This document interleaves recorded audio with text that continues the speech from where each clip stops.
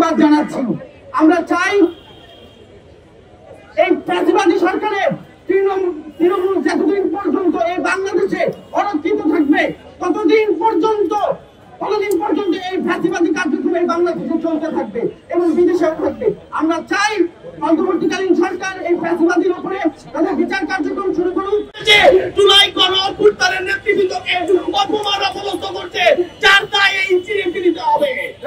আমরা এই ইনসিডেন্টকে বলতে চাই, আপনারা দাওয়াত দিয়ে নিয়ে গিয়ে যদি আমাদের এই জুলাই গণঅভ্যুত্থানের রাজবন্দীকে অপমান করেন, সেই জবাব রাষ্ট্র ক্ষমতাকে নামার আগে আপনাকে দিতে হবে।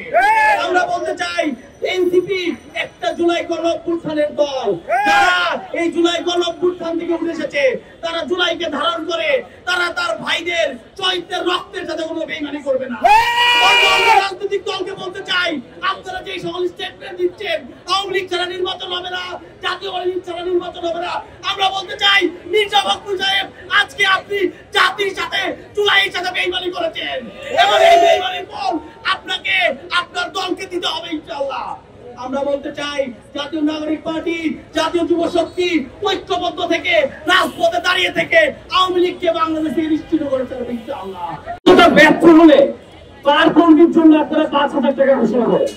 একটা রাষ্ট্রযন্ত্র কতটা নিষ্ক্রিয় হলে, আপনাদের লোকরা কতটা নিষ্ক্রিয় হলে এরকম ম্যাসাকার লেভেলের জিনিসগুলো বাইরের দেশে হচ্ছে, বাইরের দেশে আমাদের ভাবমূর্তি নষ্ট হচ্ছে।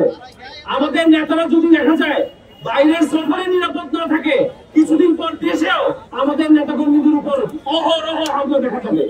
এই জন্য আমরা ইন্টারিম গভর্নমেন্টকে বলতে চাই, আগামী 24 ঘন্টার মধ্যে আপনাদের এর দৃষ্টান্তমূলক শাস্তির ব্যবস্থা করা লাগবে, অন্যথায় আমাদের খুব কঠোর কর্মসূচি আসতেছে।